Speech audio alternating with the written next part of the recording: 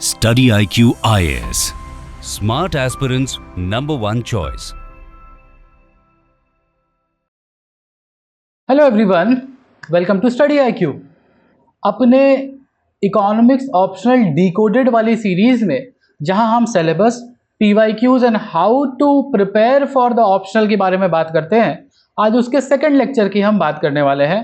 और आज हम डिस्कस करेंगे syllabus and PYQs and how to prepare for the money and banking part. Welcome everyone, मेरा नाम है Rishabh, I am economics optional faculty.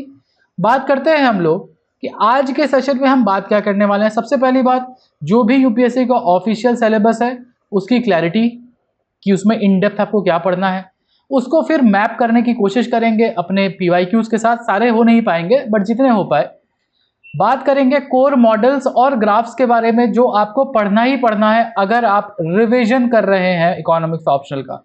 यानी अगर आप 2026 का मेंस अटेम्प्ट दे रहे हैं तो आपको ये वाला प्रॉब्लम सॉल्व हो जाएगा। हाई स्कोरिंग आंसर स्ट्रैटेजी कैसी है, कि आपको 10 नंबर, 15 नंबर, 20 नंबर का क्वेश्चन कैसे लिखना है, and why you should take a course, why you should take study IQ का कोर्स, उसके बारे में भी हम बात करेंगे।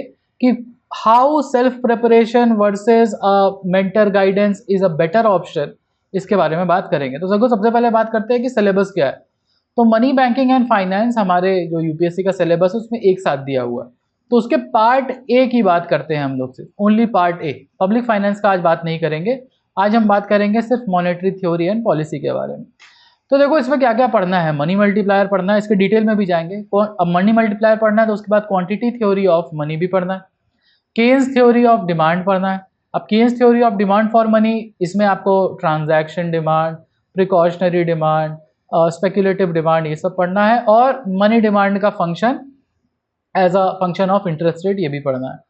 Goals and instrument of money management in closed economy as well as open economy. क्योंकि देखो मैक्रो जो हम लोग पढ़ते हैं, मैक्रो हम लोग को क्लोज्ड इकोनॉमी के बारे में पढ़ते हैं, लेकिन मनी एंड बैंकिंग में ओपन इकोनॉमी सिस्टम्स को भी पढ़ना है। बट हम लोग ओपन इकोनॉमी इंटरनेशनल के साथ पढ़ेंगे। Relation between central bank and the treasury and the proposal for ceiling on growth rate for money. Central bank बोले तो हमारा RBI, उसके operations and also banking in India, ये सब कुछ आपको पढ़ना है मनी एंड बैंकिंग में। अब मनी एंड बैंकिंग में अगर आप ये सब पढ़ोगे तो you will be well versed with all the core concepts as well as the Indian application, and this is how it will help not just in optional, बल्कि आपको GS पेपर 3 और प्रीलिम्स में भी ये हेल्प करेगा। क्योंकि UPSC का favourite topic है monetary policy. Money and banking is one of the most favourite topic of UPSC. ठीक है, तो ये आपके लिए इंपॉर्टेंट हो जाता है। खासकर अगर आप इकोनॉमिक्स ऑप्शन नहीं लिए हैं तो आपको लिए और इम्पॉर्टेंट है ये जानना कि ये सब चीज़ें जो हम पढ़ते हैं वो आपकी day to day life, Bharat की पॉलिसी मेकिंग और साथ ही साथ आपके प्रीलिम्स में भी हेल्प करेगा, मेंस में तो करेगा ही करेगा। थोड़ा और डिटेल में जाते हैं तो देखते हैं मनी मल्टीप्लायर में हमको क्या क्या पढ़ना है। देखो H इज इक्वल टू, मतलब H is equal to what, high powered money is equal to currency plus reserve. फिर M is what, this is the money multiplier equation. अब इस मनी मल्टीप्लायर इक्वेशन के ऊपर डायरेक्ट सवाल आता है कि इसको डेराइव कर लो। ठीक है, लीकेजेस एंड डिजिटल इम्पैक्ट, मतलब जो भी समय जैसे UPI चल रहा है, डिजिटल करेंसी चल रहा है, उसका इम्पैक्ट क्या पड़ता है। उसके अलावा डायरेक्ट बेनिफिट ट्रांसफर जैसे प्रोग्राम्स। क्वांटिटी थ्योरी के बारे में जब हम पढ़ते हैं तो फिशर, पिगू, फ्रीडमैन, ये इंपॉर्टेंट है। उसके बाद हम लोग को पोर्टफोलियो अप्रोच पढ़ना है, और कब quantity theory of money classical economics की तरह काम करता है, हम लोग को इसके बारे में भी पढ़ना होता है। ठीक है, उसके अलावा भाई पिगू का इक्वेशन है तो इसके साथ साथ हमको कैम्ब्रिज कैश बैलेंस इक्वेशन भी पढ़ना है। ठीक है, अब फ्रीडमैन का रीस्टेटमेंट भी पढ़ना है। तो हमें बहुत सिंपल चीज़ें पढ़नी है। The thing is the people don't apply their brain. Economics एक लॉजिकल ऑप्शनल है, तो अगर आपका लॉजिक सही है, if your logic is developed, तो आप इस इकोनॉमिक्स ऑप्शनल में गलती करने की संभावना आपकी कब हो जाती है। अब ये लॉजिक डेवलप कब होता है, जब आपके पास, अब देखो जब भी आप कोई भी ऑप्शनल पढ़ोगे जैसे इकोनॉमिक्स जैसा टेक्निकल ऑप्शन, तो आपको कई सारे सवाल होंगे। उस सवाल का जवाब देने के लिए अगर आपके पास एक फैकल्टी हो, एक टीचर हो, एक मेंटर हो, तो आपके सवालों के जवाब जल्दी मिल जाएंगे। तो आपके लॉजिकल डिडक्शंस में अगर कहीं कमी आ रही है वो तो तुरंत आप उसको पूरा कर ले जाओगे। उसके अलावा हमको केन्सियन डिमांड ऑफ मनी पढ़ना है, यानी लिक्विडिटी प्रेफरेंस, वही जो हमने बताया, transaction, precautionary and speculation. Liquidity trap पढ़ना है, ठीक है, कि किस केस में मॉनेटरी पॉलिसी पूरी तरह से इनफेक्टिव हो जाती है, कि कुछ भी हो जाए मॉनेटरी पॉलिसी काम ही नहीं करेगी। इसके अलावा रिग्रेसिव एक्सपेक्टेशंस का यूज़ करके हमें ये दिखाना है कि कैसे हम जो है स्पेकुलेटिव डिमांड के रीस्टेटमेंट के बारे में बात कर सकते हैं। इसके अलावा हमें मॉनेटरी मैनेजमेंट पढ़ना है। मॉनेटरी मैनेजमेंट बोले तो बेसिकली आरबीआई एंड बैंकिंग के बारे में पढ़ना है हम लोगों को। What are the goals of RBI, what are the instruments, भाई जैसे रेपो रेट है, ओएमओ है, ये सब के बारे में पढ़ना है। इन्फ्लेशन टारगेटिंग जो इंडिया में होती है, the core policy of RBI is inflation targeting. और उसके अलावा टेलर रूल क्यों, क्योंकि इससे क्वेश्चन आया हुआ है। The most technical part of the whole monetary policy जो आपको मनी एंड बैंकिंग पढ़ना है, टेलर रूल थोड़ा कॉम्प्लेक्स, थोड़ा सा आपको डेरिवेशन में प्रॉब्लम हो सकती है। उसके अलावा ओपन मार्केट ऑपरेशन एटसेट्रा, ये सब आपको जीएस में भी काम आएगा और ऑप्शनल के पेपर 2 में भी काम आएगा। तो जीएस पेपर 3 हो या ऑप्शनल का पेपर 2 हो, ये दोनों में आपको काम आने वाला है मॉनेटरी मैनेजमेंट वाला पार्ट। ठीक है, क्लियर। अब हम लोग आगे देखते हैं कुछ पीवाईक्यूज। ठीक है, पीवाईक्यूज क्वांटिटी थ्योरी के बारे में बात करते हैं। मल्टीप्लायर जो फर्स्ट पार्ट जो हम लोग अभी देखें, ये वाला part money multiplier and quantity theory, इससे मिला के क्वेश्चन आते हैं। जैसे देखोगे लगातार क्वेश्चन आए 16, 19, 23, 24, 2018, 19, 24। तो फ्रीडमैन का रीस्टेटमेंट डायरेक्ट क्वेश्चन, ठीक है, फ्रीडमैन का क्यूटीएम रीस्टेटमेंट डायरेक्ट क्वेश्चन, देखो फ्रीडमैन इंपॉर्टेंट है। फिर देखो 23 में भी फ्रीडमैन का रीस्टेटमेंट अगेन। अब ये क्लासिकल क्यूटीएम कब हो जाता है, देखो again versus classical QTM, similar question आते हुए दिखेंगे। 2024 का पेपर देखो, Fisher versus Cambridge cash balance, पहली बार आपको फिशर और कैम्ब्रिज के बारे में पूछा गया डायरेक्ट, यानी पहले आपको फ्रीडमैन के ऊपर ज़्यादा सवाल आता था। फिर 2018 में देखो हाई पावर्ड मनी यानी H = C+R जो वहाँ लिखा हुआ था, इसके बारे में। 2019 में देखो partial holding, excess reserve and effect on money multiplier, यानी ये क्वेश्चन आपका मनी मल्टीप्लायर से, ठीक है। उसके बाद क्रेडिट क्रिएशन मैकेनिज्म मल्टीप्लायर, फिर देखो यहाँ पे भी एक क्वेश्चन मल्टीप्लायर से। तो आप इंपॉर्टेंस में अगर देखोगे तो सबसे ऊपर फ्रीडमैन का रीस्टेटमेंट है, लेकिन फ्रीडमैन का रीस्टेटमेंट पहुंचने के पहले आपको क्यूटीएम जानना जरूरी है, क्वांटिटी थ्योरी ऑफ मनी, क्योंकि यहीं से डेवलप हुआ है आगे जाके फ्रीडमैन का रीस्टेटमेंट। इसी में चीज़ें बदल के इम्प्रूव करके फ्रीडमैन का रीस्टेटमेंट आया। तो पहले आपको बेस पता होना चाहिए, तब आप डेवलप कर पाओगे। तो इससे ये पता चलता है कि आपके पीवाईक्यूज कितना इंपॉर्टेंट है आपके इकोनॉमिक्स की प्रिपरेशन में। और आप ये देख रहे होगे रिपीटेटिव क्वेश्चन आते हैं, यानी अगर आपका एक कॉन्सेप्ट लॉजिक तैयार है तो उसके ऊपर जो भी क्वेश्चन आएगा, जिस भी पैटर्न में आएगा, आप आंसर लिख पाओगे। And that is why economics optional is one of the easiest optional to prepare for. अगर आपका ब्रेन लॉजिकल है, आप लॉजिकल थिंकर हैं, आप रट्टू तोते नहीं हैं, तो ये आपके लिए ऑप्शनल है। खासकर अगर आपका साइंस का बैकग्राउंड है, इकोनॉमिक्स का बैकग्राउंड है, इंजीनियरिंग का बैकग्राउंड है, कॉमर्स का बैकग्राउंड है, ह्यूमैनिटीज़ का बैकग्राउंड है, अगर आपको अपनी सीसेट सही करनी है तो economics is a better optional. इसीलिए इकोनॉमिक्स ऑप्शनल में आप देखोगे live classes and test series admissions are open for the 2027-2028 batch. और 24 जून से यानी हमारा बैच शुरू हो रहा है, जिसमें हम मनी एंड बैंकिंग से ही शुरुआत कर रहे हैं अपने बैच की। तो जो डिस्कशन हम आज कर रहे हैं वही हम शुरुआत करने वाले हैं। तो go for the platinum batch because you will get mentorship. ये मेंटरशिप इसलिए ज़रूरी है, अपार्ट फ्रॉम मी जो हम क्लासेस ले रहे हैं, आपकी 24/7 आपको जो भी कॉन्सेप्चुअल प्रॉब्लम है, कॉन्सेप्चुअल क्लैरिटी के लिए मेंटरशिप ज़रूरी है। और एडवांस टेस्ट सीरीज ज़रूरी है आपकी राइटिंग स्किल्स को डेवलप करने के लिए। अच्छा, एक और चीज़, राइटिंग स्किल्स हम लोग क्लास में साथ साथ ही डेवलप कर रहे होते हैं। कैसे? मेरी क्लास एक बहुत ही सिंपल सी क्लास है। क्लास में हम लोग नोट्स लिखते हैं, और नोट्स का मतलब क्या है? We develop our logic. हम ग्राफ्स बनाते हैं, डायग्राम्स बनाते हैं, और ग्राफ्स एंड डायग्राम्स को एक्सप्लेन करते हैं।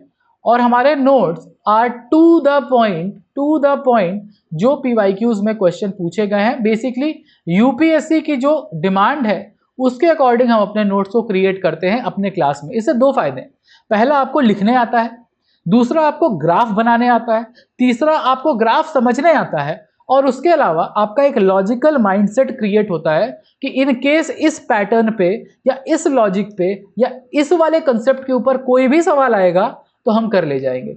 इसीलिए खुद से लिखना बहुत ज़रूरी है। We keep our classes simple, we make our own notes, we make our own graphs so that we are exam ready.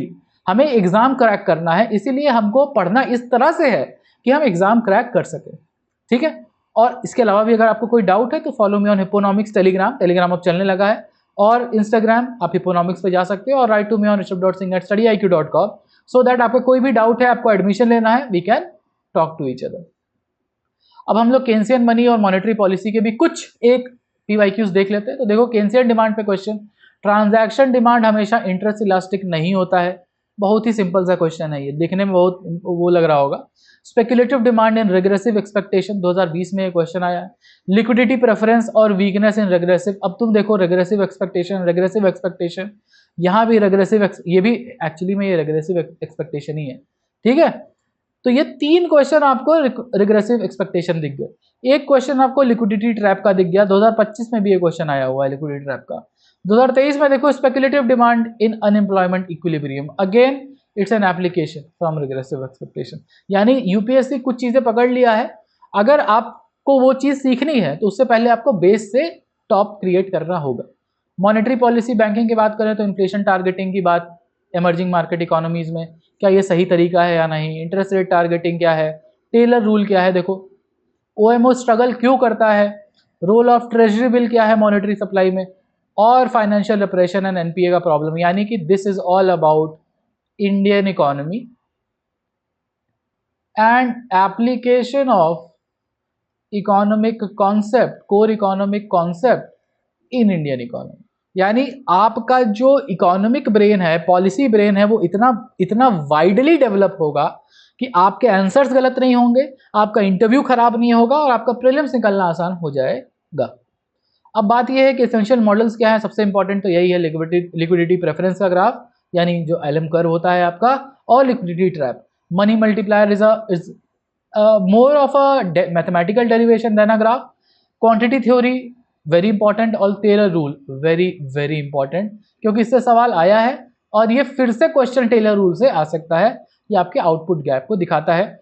और टेलर रूल से ही आप आरबीआई के फ्लेक्सिबल इन्फ्लेशन टारगेटिंग को एक्सप्लेन कर सकते हैं, फ्लेक्सिबल इन्फ्लेशन टारगेटिंग को conceptually explain कर सकते हैं। ऐसे तो हम लोग इंट्यूटिवली एक्सप्लेन करते ही हैं कि भाई अगर आपका इन्फ्लेशन बढ़ा है तो रेट बढ़ाना पड़ेगा ताकि इन्फ्लेशन कम किया जा सके, ठीक है।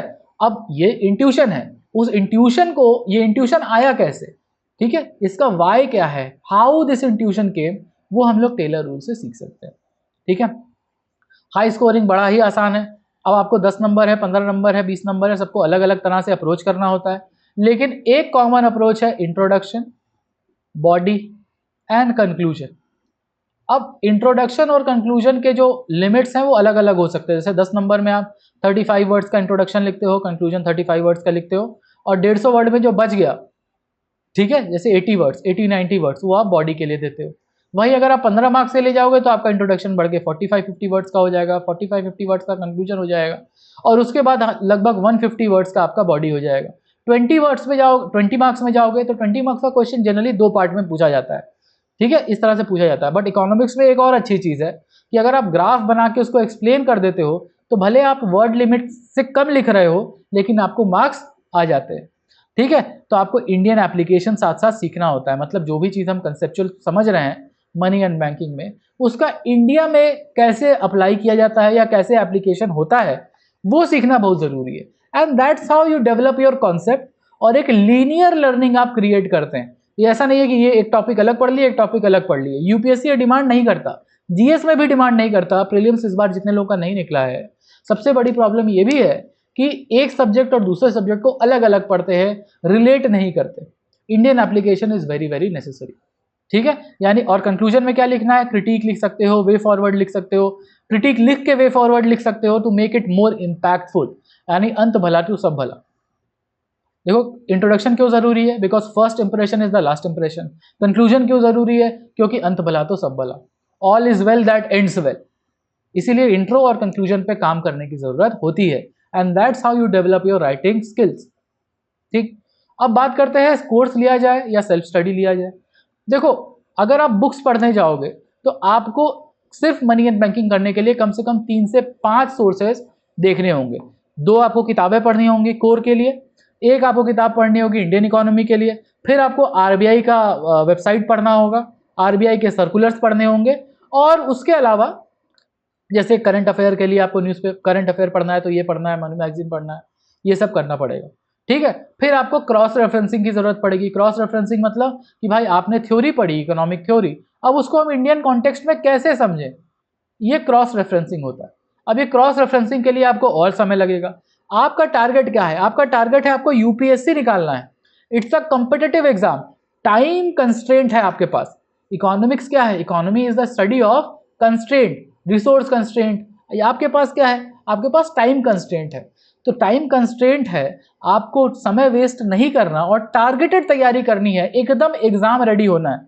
क्लास के साथ पढ़ते हुए नोट्स बनाने हैं, ग्राफ्स की प्रैक्टिस करनी है, पीवाईक्यूज की प्रैक्टिस करनी है।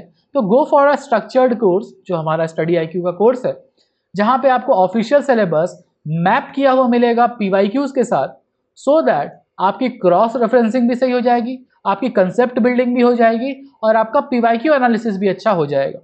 डायनामिक अपडेट बोले तो आरबीआई के जो सर्कुलर्स है, आरबीआई की जो ईयरली रिपोर्ट्स आती है, उसके अलावा जो भी नई चीज़ें आई है मार्केट में रिलेटेड टू मॉनेटरी पॉलिसी, वो हम क्लास में करते हैं। इससे आपका लगभग 70% तक समय बचेगा आपकी ऑप्शनल प्रिपरेशन में, क्योंकि 500 नंबर का ऑप्शनल है। अगर आप खुद से करने जाओगे तो ऐसा तो है नहीं, 4 घंटे 5 घंटे आपको लगेंगे एक एक टॉपिक समझने में। यहाँ हम लोग एक एक टॉपिक के नहीं, अगर आप पूरा का पूरा कोर्स भी देखोगे मेरा, तो लगभग आपको 1000-1200 के पेजेस के आपको नोट्स मिलेंगे, पूरे ऑप्शनल के, पूरा ऑप्शनल। ठीक है, जिसमें आपका जीएस भी इंक्लूडेड है, जीएस भी हो जाएगा उससे। ठीक है, seamless theory, multiplier, demand policy, banking link, हम लोग ये सब कुछ क्रॉस रेफरेंसिंग भी सीखेंगे। और क्योंकि आपको मेंटरशिप सपोर्ट भी मिल रहा है, तो आपको एक्सपर्ट्स मिलेंगे आपके डाउट क्लैरिटी के लिए, आपको टेस्ट सीरीज मिलेगा, आपको करंट अफेयर का मैगजीन्स मिलेगा, so that you are well prepared for the exam. यदि आप एग्जाम में जाओ तो सही करके आओ। ठीक है, and that is why it is an advantage, क्योंकि आपको ऑफिशियल सिलेबस मिलेगा, कंप्लीट पीवाईक्यू मिलेगा, एग्जाम रेडी कंटेंट मिलेगा, नोट्स मिलेगा, आपको विजुअली कैसे आपको ग्राफ्स डिराइव करने हैं वो समझ में आएगा। It is time efficient, it will save approx 70% of your time, और पूरा इकोसिस्टम यानी पूरे स्टडी आईक्यू इकोसिस्टम का सपोर्ट आपको मिलेगा।